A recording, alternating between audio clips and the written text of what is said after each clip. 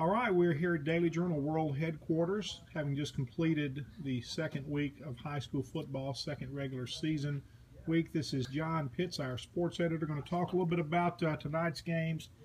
John, what was surprising? What was expected? What was week two? Well, two games that we were watching very carefully. One, of course, was Oxford at Starkville, a nationally televised game on ESPNU, and Starkville wins. And I think there will be shock waves from that felt around the state in the morning when people get up and look at their papers. And we were very curious about how Tupelo would respond going to Corinth.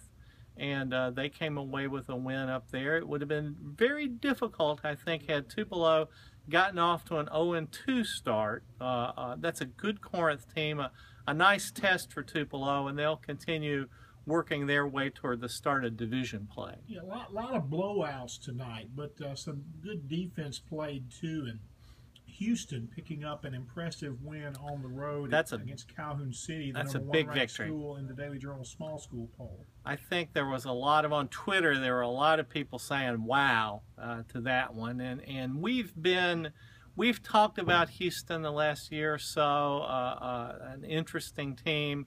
Gosh, beating Calhoun City, that is a surprising result. I hadn't even gotten a chance to read much about it yet, and look forward to sitting down a little later and familiarizing myself. But obviously a big defensive game, and I think a big defensive stand at the end, if I understand. Yeah, and a big pivotal two-point conversion defensive stop in that game for Houston. Let's take a look at tomorrow's front page, folks. This is what it's going to look like here when you get the Daily Journal in your Daily Journal box or driveway. That's page 1, Tupelo, Corinth, and the centerpiece there, Starkville and Oxford there across the top. So, and a big gas bag, and it's not Donald Trump. It's the Goodyear blimp.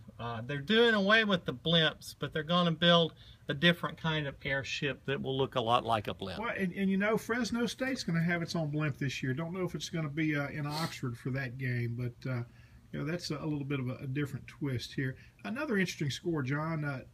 West Point just all over Louisville. Louisville, I'm surprised to see that route there. That's a brand name team, and there are a lot of people tonight talking in social media about how it looks like West Point's good to go. Yeah, and Meridian, South Panola wins, but that was a competitive game as well. Hey, folks, that's it from Daily Journal World Headquarters. Make sure to pick up the mothership tomorrow morning.